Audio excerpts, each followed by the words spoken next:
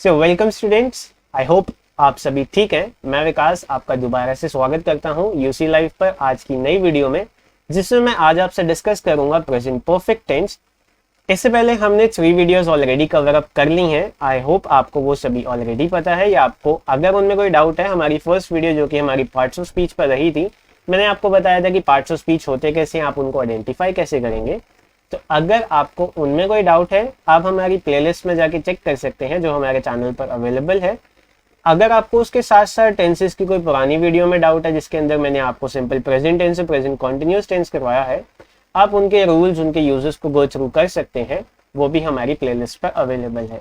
उसी के साथ साथ अगर आपको वर्ब्स के टॉपिक में भी कोई डाउट है, वो भी हमारे पास एक प्लेलिस्ट अवेलेबल है, आप वो भी चेक कर सकते हैं। इसी के साथ साथ हमारे पास हर एक सब्जेक्ट की क्लास चल रही है, तो आप हमारे चैनल से सब्सक्राइब होकर उन सभी क्लासेस को ज्वाइन कर सकते हैं, अपने आप को इम्प्रूव कर सकते हैं। सो वो सभी टोटली अभी लाइव ही, आपको पता ही चलता है। डेली का टाइम टेबल आपके पास ऑलरेडी अवेलेबल है। जिनके पास नहीं है वो हमारे इंस्टाग्राम पे देख सकते हैं, वो हमारे टेलीग्राम के ग्रुप को भी ज्वाइन कर सकते हैं। तो ये सब चीज़ें आप कर सकते हैं जिससे कि आप अवेयर रहें हमारी न्यू वीडियोज़ और नई भी जो भी चीज़ें पब्लिश होती हैं उनके साथ। बिफोर मैं आपको आज का टॉपिक स्टार्ट करवाऊँ, मैं इससे पहले आपको 2 बातें बताना चाहता हूँ। एक बात यह है कि जो भी हमारी अभी पहले की वीडियो रह चुकी है ना, सिंपल प्रेजेंट और प्रेजेंट कॉन्टिन्यूअस, वो वीडियोस में से आपको बहुत अच्छे से उन दोनों टॉपिक्स को समझना है। और जो सेकेंड थिंग है ना, वो ये है कि उनमें हमने प्रैक्टिस एक्सरसाइज नहीं की ज़्यादा। रीज़न ये है कि आई नो हमारे पास जो वे रहता है, जो हमारी अप्रोच होती है एग्जाम की, वो एमसीक्यू बेस्ड होती है। बट इसमें मैं आपको एमसीक्यूज, टोटली एमसीक्यूज करवाऊंगा, पर उसके लिए ना मुझे एटलीस्ट अपना प्रेजेंट टेंस तो कंप्लीटली आपको समझाना है। वंस हमारा प्रेजेंट टेंस कंप्लीट हो जाता है, दैट मीन्स हमारा simple present, present continuous, present perfect और प्रेजेंट परफेक्ट कॉन्टिन्यूअस, जब हम ये 4 फॉर्म्स को कवर अप कर लेते हैं स्टेट्स के बेसिस पर, फिर मैं आपको एमसीक्यूज लेके आऊंगा जिसमें मैं प्योरली प्रेजेंट टेंस पर एक एमसीक्यू बेस्ड एक्सरसाइज या एक वीडियो रखूंगा, प्रैक्टिस वीडियो, जिसमें हम एमसीक्यूज की हेल्प से आंसर्स को फाइंड आउट करेंगे। अब मेन मोटिव ये है कि हम एमसीक्यूज के साथ तभी खेल सकते हैं जब हमें बेस क्लियर हो। सो इसीलिए मैं आपको सजेस्ट करूंगा कि आप अभी कोई भी बुक अगर पिक कर रहे हैं, कोई भी एक्सरसाइज पिक कर रहे हैं, अगर वो एमसीक्यू में और आपका गलत आंसर आ रहा है, डोंट वरी, एमसीक्यूज के साथ भी हम खेलेंगे। बट अभी के लिए मैं आपको ये कहना चाहता हूँ कि आप क्या करिए, जो आपके पास एक्सरसाइज है ना, विदाउट ऑप्शन वाली एक्सरसाइज को खुद से ट्राई करिए, जिससे ना आपको आइडिया रहेगा कि कहाँ पर क्या फिल होना चाहिए। वंस आपको कमांड हो जाती है अपने टेंसेस पर, उनके यूजेस पर, फिर तो एमसीक्यूज में से आंसर देखना बहुत इजी है। सो आई होप आपको ये बात क्लियर है, आपको इसमें कोई डाउट नहीं है। सो आज हमारा जो थर्ड सेशन रहेगा वो टेंसेस पे, प्रेजेंट परफेक्ट टेंस पर है। ऐसे मैं आपको बताऊंगा कि प्रेजेंट परफेक्ट टेंस होता क्या है, उसके रूल्स क्या है, उसके यूजेस क्या है। फिर लास्ट में एक छोटी सी एक्सरसाइज कर लेंगे जिसमें आप मुझे आंसर्स बताएंगे कॉमेंट्स में, वंस मैंने आपको सब कुछ एक्सप्लेन कर दिया। आई होप आप सभी रेडी हैं। इसी के साथ, जैसे कि मैं आपको हमेशा कहता हूँ, आपको अपने नोट्स को प्रिपेयर करने हैं, तो अपनी नोटबुक्स को और अपने पेन्स को अपने पास रखिए। Let's start with the video. So सबसे पहले इन टेंस फॉर्म्स में जो रूल्स रहते हैं, जो हमें याद करने हैं, मतलब प्रेजेंट परफेक्ट के अंदर जो हमें रूल को याद रखना है, वो यहाँ पर अवेलेबल है। बट इससे पहले मैं आपको एक ब्रीफ डिस्क्रिप्शन दे देता हूँ कि प्रेजेंट परफेक्ट टेंस क्या होता है।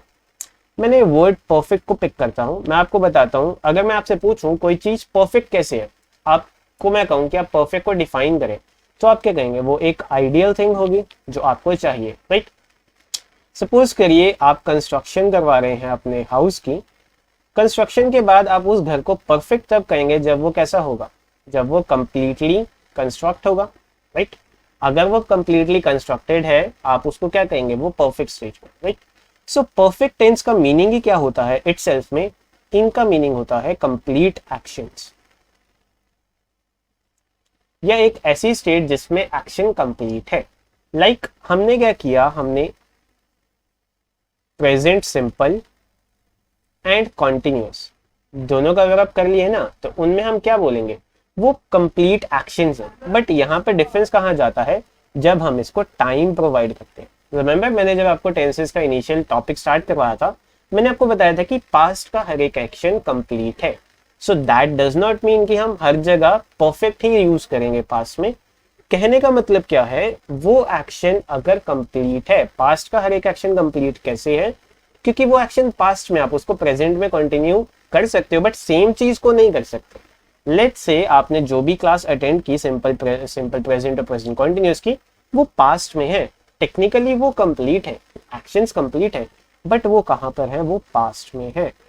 अब जब परफेक्ट की बात आती है ना, तो इन 3 टेंस फॉर्म्स में हमेशा सबसे ज्यादा कंफ्यूजन रहता है। कौन कौन सी? एक होता है आपका सिंपल पास्ट, जब हम आगे कंटिन्यू करेंगे। एक होता है हमारा प्रेजेंट परफेक्ट, जो हम आज करने वाले हैं। और एक होता है पास्ट परफेक्ट। क्या रहता है कि जब हम इन 3 टेंस फॉर्म्स को स्टडी कर लेते हैं ना, तो हमारे पास इश्यू आते हैं कि हम प्रेजेंट परफेक्ट कहाँ लगाएंगे, पास्ट परफेक्ट कहाँ लगाएंगे और सिंपल पास्ट कहाँ लगाएंगे, क्योंकि तीनों के तीनों कंप्लीट एक्शंस में यूज होते हैं। ये सबसे इंपॉर्टेंट चीज है। बट आज के लिए जब मैं बात करता हूँ प्रेजेंट परफेक्ट पर, सो याद रखिए कि वो एक्शंस जो अभी अभी कंप्लीट हुए हैं ना, जिनको आप रिकॉल कर सकते हो, उनको कंप्लीट हुए, इतना ज्यादा डिले नहीं हुआ, वो आपके प्रेजेंट परफेक्ट के एक्शंस हैं। दैट मीन्स अब तक जो आपने अभी किया है ना, अभी तक जो भी आपने कर लिया दिस वेरी मोमेंट, इससे पहले का जो एक्शन है वो रिसेंट टाइम में जाएगा, तो आपका प्रेजेंट परफेक्ट है। सो परफेक्ट का मतलब है कंप्लीट, प्रेजेंट परफेक्ट का मतलब है जो एक्शंस प्रेजेंट में कंप्लीट हुए। अंडरस्टूड? बट इसका नेसेसरीली ये मीनिंग भी नहीं है कि वो एक्शन ऑलरेडी अभी ऑनगोइंग नहीं हो सकते, मतलब अब तक कंप्लीट हुए, उसके आगे वो कंटिन्यू भी रह सकते हैं। तो यहाँ पर एक फाइन डिफरेंस आएगा, बट अभी के लिए आप सिर्फ ये समझिए, परफेक्ट का मतलब है कंप्लीट, और जब भी आपको कंप्लीट एक्शन मिलेगा ना, वहां पर ज्यादातर आप कौन सी फॉर्म यूज करेंगे, थर्ड फॉर्म। मतलब जब भी आपको परफेक्ट टेंस यूज करना है, वहां पर थर्ड फॉर्म तो होनी चाहिए। ये सबसे इंपॉर्टेंट चीज है। अब बात आई प्रेजेंट परफेक्ट की, तो एक और चीज याद रखिए, वर्ब्स की क्लास ऑलरेडी लग रही है। जब आप थर्ड फॉर्म को एज इट इज यूज करते हो, तो वो क्या करता है, वो एक इन्फिनेटिव का केस बनता है, बेयर इन्फिनेटिव का। वर्ब की क्लास ऑलरेडी चल रही है, ये एक बेयर इन्फिनेटिव है। सिंपल लैंग्वेज में बताऊं तो हम थर्ड फॉर्म को डायरेक्टली तब यूज करते हैं जब हम किसी की स्टेट बताते हैं। जैसे सपोज करो ब्रोकन ग्लास, इसकी स्टेट क्या है ग्लास की, कि वो टूटा हुआ है, राइट। ब्रोकन विंडो, सो वो क्या है, वो इन्फिनेटिव है। जनरली जब हम टेंस की बात करते हैं ना, हमें वहां पर थर्ड फॉर्म डायरेक्टली कभी यूज नहीं करनी, उससे पहले कोई ना कोई हेल्पिंग वर्ब चाहिए। हेंसफोर्थ जब हम एक्टिव वॉइसेस की बात करते हैं, नॉर्मल टेंसेस की बात करते हैं, तो वहां पर ना हम एच फैमिली के वर्ब्स को यूज करते हैं। Technically have related verb forms को यूज करते हैं, हैव, हैड और हैज। हैव और हैज जो है वो क्या है, आप अगर ध्यान से देखेंगे, हैव फर्स्ट फॉर्म है, हैज क्या है, जब आप हैव को एस प्रोवाइड कर देंगे तो टेक्निकली क्या, वो V1S है ना। सो सिंपल प्रेजेंट का रूल भी यहाँ पर यूज हो रहा है कि हमें V1 और V1S और ES को यूज करना है प्रेजेंट के अंदर। henceforth हमारे पास हैज और have. So same case valid हुआ, जब हम हैव की बात करेंगे तो अगर प्लूरल सब्जेक्ट है तो हैव लगेगा, सिंगुलर सब्जेक्ट है तो हैज लगेगा, और उसके साथ हमने यूज करना है पास्ट पार्टिसिपल, या उसको बोला जाता है थर्ड फॉर्म। अब आपको पता है हमारे पास 2 टाइप के वर्ब फॉर्म्स है, एक तो है रेगुलर वर्ब फॉर्म और है इररेगुलर। अब रेगुलर में क्या होता है, जिनके लास्ट में ईडी लगता है, दैट मीन्स जिनकी सेकेंड और थर्ड फॉर्म सेम है बट फर्स्ट डिफरेंट है, वो रेगुलर की कैटेगरी में आते हैं। इररेगुलर में क्या होता है, जिनकी सेकेंड और थर्ड फॉर्म ये डिफरेंट है, दैट मीन्स तीनों फॉर्म्स डिफरेंट है या तीनों फॉर्म्स सेम है। दैट मीन्स कट का केस, फॉर एग्जांपल कट की सेकेंड फॉर्म भी कट ही है और थर्ड भी कट ही है। सो ये क्या है, रेगुलर का केस है। अगर मैं बात करूं आपके पास बिल्ड की, अब बिल्ड के केस में क्या आएगा, बिल्ट और बिल्ट, ये कौन सी फॉर्म है, ये आपकी रेगुलर है। सेम केस में अगर मैं ग्रो की बात करूं, तो ग्रो के सेकेंड फॉर्म में क्या आएगा, ग्रीव, और थर्ड में क्या आएगा, ग्रोन। इस केस में देखेंगे तो तीनों वर्ब फॉर्म्स डिफरेंट हैं, तो ये कैसी फॉर्म है आपकी, एक irregular verb form. I hope आपको ये क्लियर है। तो आपको थर्ड फॉर्म यूज करनी है, अगर रेगुलर है तो आप ईडी लगाएंगे, इररेगुलर है तो आप उसके अकॉर्डिंग करेंगे। वर्ब्स की क्लास ऑलरेडी है, और जितना ज्यादा आप खुद से भी रीड करेंगे आपको वर्ब का आइडिया लगता जाएगा। तो ये तो हुआ, अगर आपको पॉजिटिव सेंटेंस बनाना है तो ये रूल फॉलो करना है, हैज के साथ थर्ड फॉर्म। अगर आपको नेगेटिव सेंटेंस बनाना है तो क्या करेंगे, कुछ नहीं, हैज के साथ नॉट लगाइए और उसके साथ क्या आ जाएगी, थर्ड फॉर्म। बट मेन चीज यहाँ पे याद रखने वाली ये है, जब आप हैज का यूज करेंगे, अगर वो एक नाउन को डिफाइन नहीं कर रहा, दैट मीन्स अगर ऐसा सेंटेंस नहीं है, शी हैज 2 पेन्स, ये अगर मैं आपको इस सेंटेंस का पूछूं ये कौन सा सेंटेंस है, तो ये सेंटेंस प्रेजेंट परफेक्ट नहीं है, क्योंकि यहाँ पे जो हैज है ना वो V1S है, वो मेन वर्ब है ना कि हेल्पिंग वर्ब। तो ये कौन सा सेंटेंस बनेगा, ये आपका बनेगा सिंपल प्रेजेंट का सेंटेंस। पर यहीं पर अगर मैं बोलूं he has bought 4 pens, तो अगर मैं आपसे पूछूं यहाँ पर ये क्या है, तो आप यहाँ पर देखेंगे जो आपका मेन वर्ब है ना वो बॉट है। ये क्या है, ये बाय की थर्ड फॉर्म है ना, पास्ट पार्टिसिपल है, बाय बॉट बॉट। तो यहाँ पर ये जो हैज है ना ये हेल्पिंग वर्ब का काम कर रहा है, उसके साथ जो बॉट है वो किसका काम कर रहा है, थर्ड फॉर्म दे रहा है वो। एक्चुअली वो मेन एक्शन जो है यहाँ पर खरीदना है, यहाँ पर उसके पास ऑलरेडी है, ये पोजेसिवनेस है, या इसको बोला जाए तो ये हक है, उसके पास ऑलरेडी 2 पेन्स है, यहाँ पर उसने 4 पेन्स को खरीदा है। दोनों में डिफरेंस है, यहाँ पर उसने खरीद लिया है तो वो एक्शन कंप्लीट है तो क्या यूज किया, has bought. She has 2 pens, वो पेन्स उसी के पास ही है। अब मैं ये नहीं कह सकता शी बाय, सपोज करो she let's say she can buy 2 pens every day, but यहाँ पर अगर हम कुछ और एक्शन सोचे हैं, लेट्स से कोई ऐसा एक्शन जो, हाँ let's say she is knowing the answer, क्या वो आंसर को कॉन्टिन्यूसली जान सकती है बार बार, नहीं ना। तो यहां पे ऐसा हो सकता है she knows the answer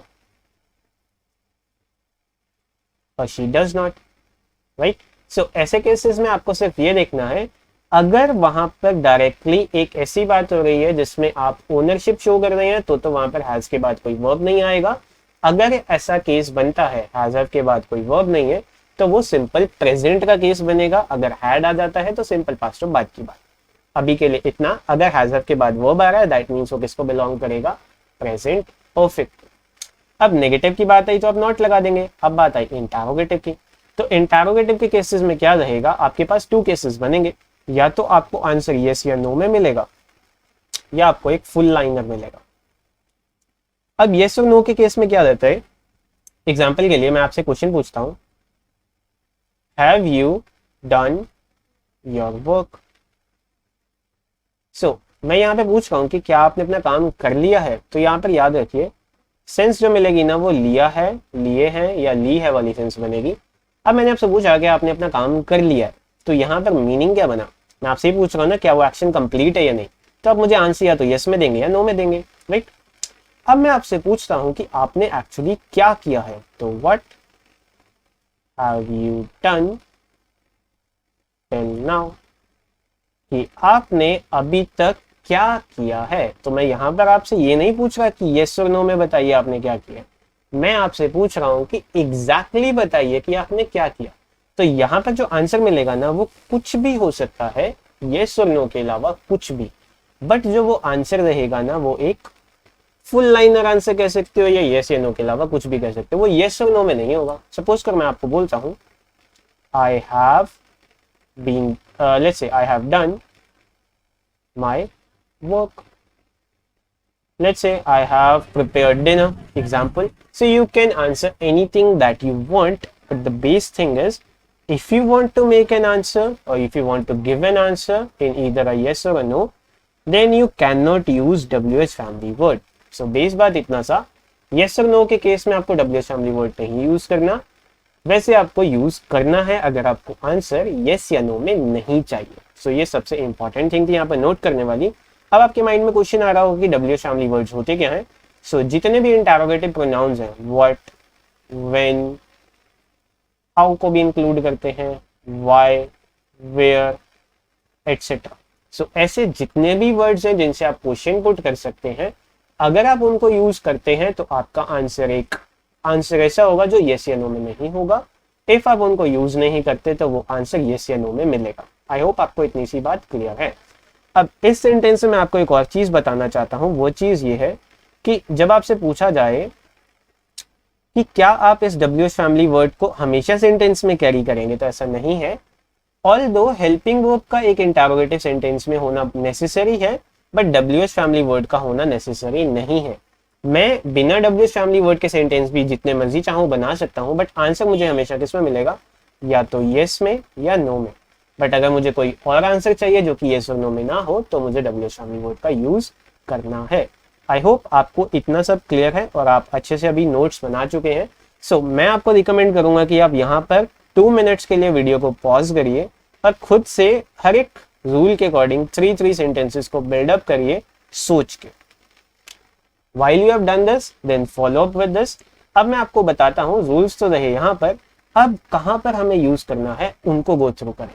so जो सबसे पहला यूज आता है ना इसका, मैंने आपको बोला ये कंप्लीट एक्शंस में लगता है, बट कुछ केसेस में ये अनफिनिश्ड एक्शंस में भी लग सकता है, बट इसका सबसे इंपॉर्टेंट केस हमेशा कंप्लीट एक्शंस में रहेगा, क्योंकि जब आप अनफिनिश्ड एक्शंस की बात करते हैं वहां पर परफेक्ट नहीं, परफेक्ट कॉन्टिन्यूस की ज्यादा सेंस रहती है।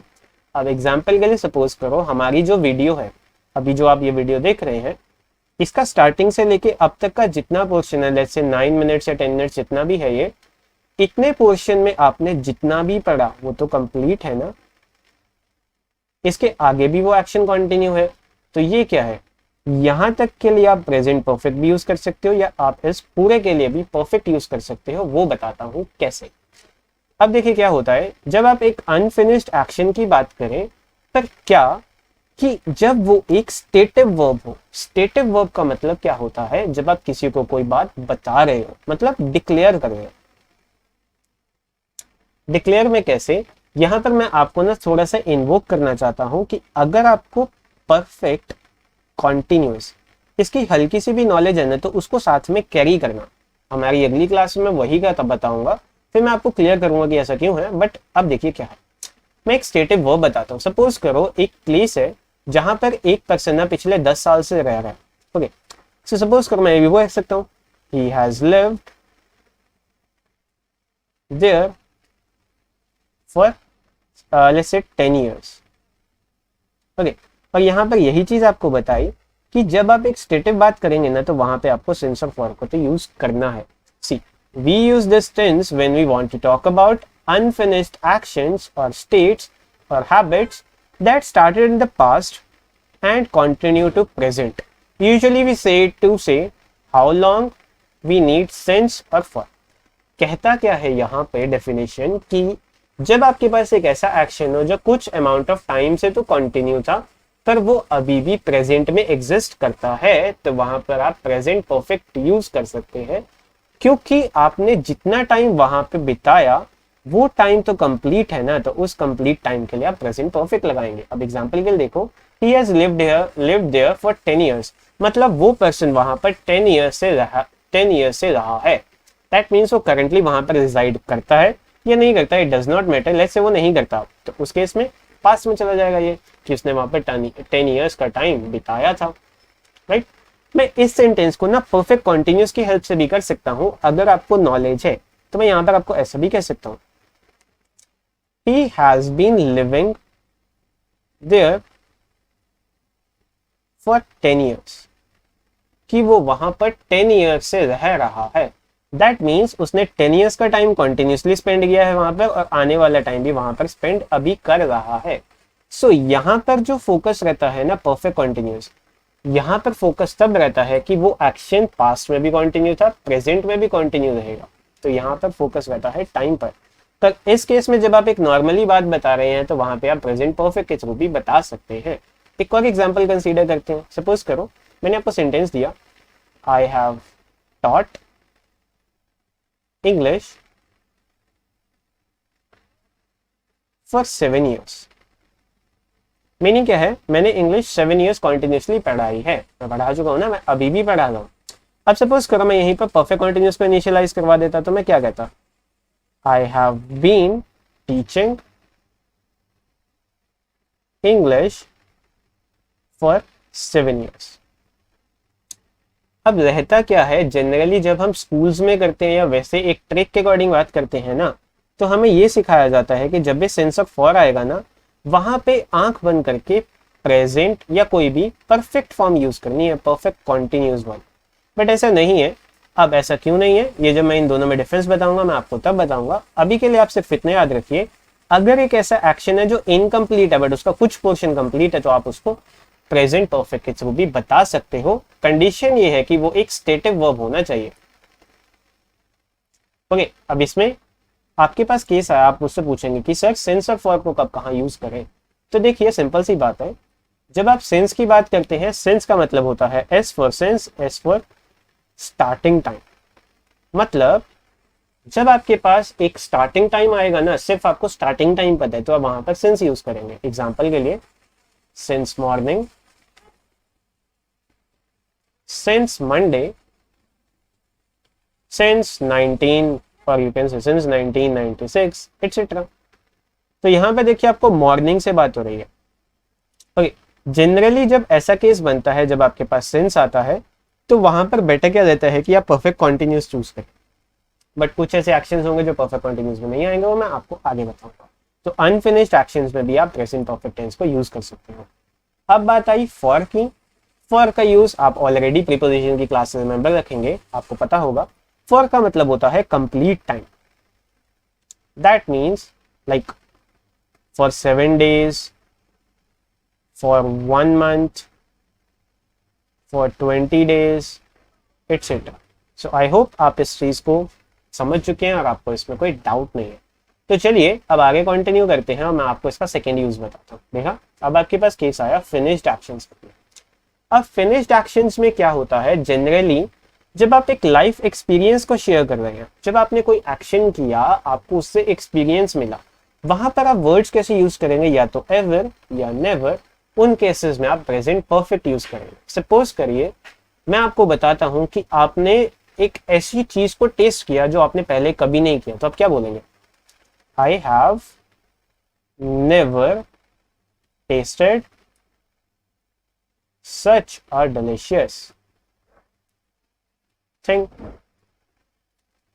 तो मैंने ऐसी चीज आज से पहले कभी भी टेस्ट नहीं की। तो यहां पर क्या है, नेवर दिखा आपको, तो आपने किसका यूज किया? हैव और V3 का। रीजन बीइंग ये एक्शन पहले कभी नहीं हुआ, ये आज ही हुआ। तो आपका लाइफ एक्सपीरियंस क्या कहते हैं कि आपने ऐसा कभी नहीं किया, तो इस केस में आपने क्या यूज किया? Have tested. आई होप आपको ये बात क्लियर है और आपको इसमें कोई डाउट नहीं है। Okay, let's say I have not ever seen that movie, or you can say I have never seen that movie. So ever आज तक, never कभी भी नहीं। so ये केस है। सपोज करो आप किसी प्लेस पे गए हो, आपको वहां पे एक्सपीरियंस मिला। लेट्स से मैं आपको कहता हूं, आपके पास ना वर्ब आ जाता है बीन या गॉन। ये जो दोनों केसेस है ना, ये गो की पास्ट पार्टिसिपल केस है। इसके अंदर क्या रहता है, ये ना अलग अलग सिनारियोज में यूज होते हैं। मतलब अलग अलग सिचुएशंस में हम गो की थर्ड फॉर्म बीन भी लगा लेते हैं और गो की थर्ड फॉर्म गॉन भी लगा लेते हैं। आप कैसे? सपोज करो मैंने आपको एक रैंडम प्लेस दे दी, आप उस प्लेस को अच्छे से विजिट कर चुके हो, आप वहां तक जाते रहते हो, आपकी गो थ्रू प्लेस है, तो आप क्या बोलोगे? I have been there several times. मैं वहां पर बहुत बारी घूम चुका हूं। तो यहाँ पे टेक्निकली गो की ही फॉर्म है ये। अब सपोज करो मैं आपको कहता हूं कि मैंने एक फ्रेंड को कॉल किया, वो अभी अभी बैंक गया, तो मैं क्या बोलूंगा? He has just gone to bank. Right, suppose करो इसका मीनिंग क्या हुआ कि वो अभी अभी बैंक गया, मैं वहां पर बहुत बारी घूम चुका हूं। सपोज करो मैं आपको एक और एग्जांपल देता हूं, आपका फ्रेंड अभी अभी घर आया है, तो आप क्या बोलोगे? ही has just come home. Right, ऐसे सिनारियोज में भी आप किसका यूज करोगे? परफेक्ट टेंस का। मतलब प्रेजेंट परफेक्ट भी हो सकता है, पास्ट परफेक्ट भी, वो डिपेंड करता है। अगर वो एक्शन पास्ट परफेक्ट में होगा, वहां पे थोड़ा सा डिफरेंस आएगा, वो जब वो करेंगे मैं आपको बताऊंगा। अभी के लिए प्रेजेंट परफेक्ट का यूज आप कहाँ करेंगे? या तो फिनिश्ड में या अनफिनिश्ड में। अनफिनिश्ड के केस में अगर वो एक डिक्लेरेटिव सेंटेंस है, अनफिनिश्ड में चाहे आप प्रेजेंट परफेक्ट लगाइए, चाहे प्रेजेंट परफेक्ट कंटिन्यूअस लगाइए, डिफरेंस सिर्फ एक केस में जाएगा जब आप खाली बीन की बात करें। ओके, वो तब का केस है। अभी के लिए इतना। चलिए अब इसी के साथ हम अपने थर्ड यूज पर आते हैं। थर्ड यूज में क्या कहता है? With an unfinished time like this week, this month and today. So इसमें आप क्या यूज करेंगे? आप प्रेजेंट परफेक्ट कंटिन्यूअस को यूज करेंगे, सॉरी प्रेजेंट परफेक्ट यूज करेंगे। एग्जांपल के लिए I haven't seen him this week. मतलब इस हफ्ते आपने उसको नहीं देखा है। अब सपोज करो यहीं पर मैं इस सेक्शन को ना कंप्लीट करना चाहता हूं, तो मैं ऐसा भी कह सकता हूं, I haven't seen him, sorry I haven't seen him all week, मैंने उसको पूरा हफ्ता नहीं देखा है, दैट मीन्स मैं उससे नहीं मिला हूँ। यहाँ पर वो एक्शन अभी भी चल रहा है, दैट मीन्स आज के दिन भी आप उससे नहीं मिले।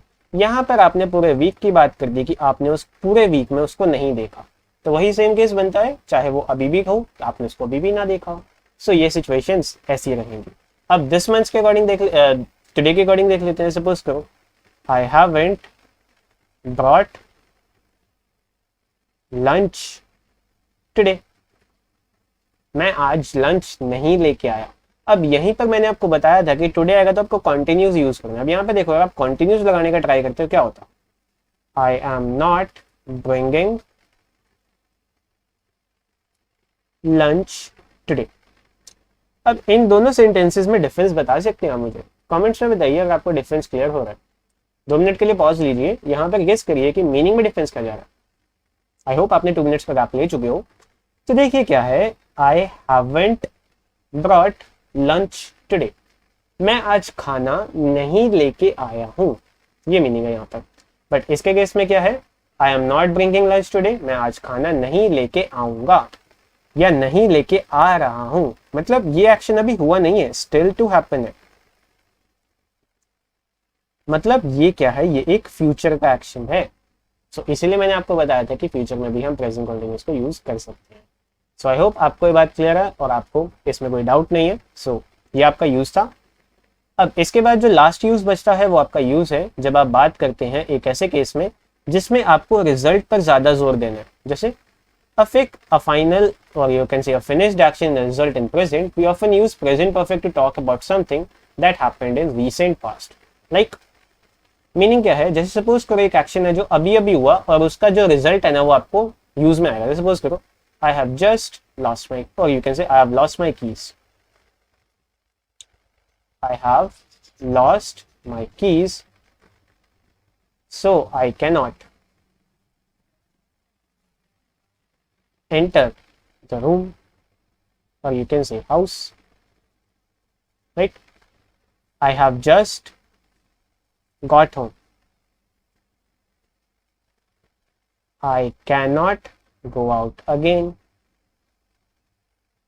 मीनिंग मैंने अपनी कीज को गुम कर दिया तो मैं अब घर के अंदर एंटर नहीं कर सकता, ये रिजल्ट हुआ। मैं अभी अभी घर आया हूं तो मैं वापस बाहर नहीं जा सकता, ये भी। तो चलिए अब इसी के साथ हम अपना ना लास्ट यूज देख लेते हैं कि प्रेजेंट परफेक्ट का एक्चुअली लास्ट यूज क्या। उसके बाद फिर हम देखते हैं, एक छोटी सी एक्सरसाइज भी कर लेंगे। तो अब देखिए हमारे पास जो प्रेजेंट परफेक्ट टेंस का लास्ट यूज है ना, वो यूज तब होता है जब हमें क्या करना है, एक ऐसी चीज के बारे में बताना है, to talk about something that happened recently. That means वो एक्शन अभी अभी हुआ है, कि अभी अभी जस्ट वो एक्शन हुआ है। इसका मतलब ये भी नहीं है कि उसका रिजल्ट भी आपको प्रेजेंट के अंदर दिखेगा, even there isn't a clear result in the present. This is common when we want to introduce news, we often use the words just, yet, already और रिसेंटली। ऐसे वर्ड जब आपको दिखते हैं ना, वहां पे प्रेजेंट परफेक्ट टेंस ज्यादा लगता है। अभी आपको पता ही है जस्ट का यूज तो हमने अभी पीछे किया, अगर देखें तो ये देखिए आई हैव जस्ट गॉट होम। यहाँ पर आप न्यूज को डिस्क्लोज कर रहे हैं कि मैं अभी अभी आऊँ, मैं वापस नहीं जाऊँ। सपोज करो आप घर पे बैठे हो, आपके पेरेंट्स आपको कह देते हैं या कोई भी कह देता है कि भाई जाके सामान लिया, और आप ऑलरेडी कुछ काम करके आए हो, तो आप क्या बोलोगे, अरे नहीं मैंने तो अभी अभी किया है, मैं दोबारा कैसे करूँ। तो वहां पर जो आप केस बता रहे हैं ना, वो आप एक प्रेजेंट परफेक्ट का केस बता रहे हैं। अब इसके बाद देखिए अगर मैं यही केस में बात करूँ तो देखिए आई हैव ऑलरेडी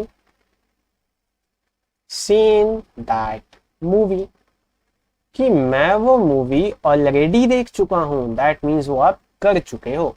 तो जो एक्शन आपने ऑलरेडी कर लिया तो वहां पे भी वो एक्शन कंप्लीट है, तो प्रेजेंट परफेक्ट है। सपोज करो आपने वो मूवी अभी तक नहीं देखी, तो नेगेटिव सेंस है, तो वहां पर ऑब्वियसली क्या यूज करेंगे, yet. So I have not seen that movie yet, मैंने अभी तक वो मूवी नहीं देखी। सपोज करो आपने कुछ देर पहले ही वो मूवी देखी है, तो क्या बोलेंगे, I have seen that movie, और you can say I have recently seen that movie, I have recently seen that movie, या I recently have seen that movie. आप जिस भी वे में चाहें इस एडवर्ब को प्लेस करवा सकते हैं। सो हुआ क्या, जो एक्शंस अभी अभी हुए उनके लिए भी आप क्या यूज करेंगे, प्रेजेंट परफेक्ट टेंस। जरूरी नहीं है कि उनका रिजल्ट आपको साइमल्टेनियसली उसी टाइम पर दिख जाए, बट उन केसेस में जब आपके पास जस्ट, येट, ऑलरेडी या रिसेंटली आएगा, वहां पर आप प्रेजेंट परफेक्ट यूज करेंगे। और इसी के साथ आपका जो प्रेजेंट परफेक्ट टेंस का केस है वो यहीं पर खत्म होता है। आई होप आपको कुछ सीखने को मिला इस वीडियो से। अगर आपको कुछ भी सीखने को मिला तो प्लीज लाइक, शेयर और कमेंट जरूर करना, और मुझे बताने की आपको डिफिकल्टी कहाँ पर आई आप वो भी बताइए। आपको क्या क्या और चाहिए आप वो भी बता सकते हैं। मैं आपको मिलूंगा अपनी नेक्स्ट वीडियो में, जिसमें आपको प्रेजेंट परफेक्ट कंटिन्यूस बताऊंगा। उसके बाद एक डेडिकेटेड वीडियो करेंगे जिसमें हम प्रैक्टिस करेंगे प्रेजेंट टेंस पर बेस्ड एमसीक्यू सेंटेंसेस की, जो सबका फेवरेट है। टिल देन जितना मैंने आपको करवाया प्लीज उसकी रिवीजन करते रहना, और मैं आपको मिलता हूँ नेक्स्ट वीडियो में। तो जितना हो सके प्रैक्टिस करिए। See you in the next video. Thank you for joining.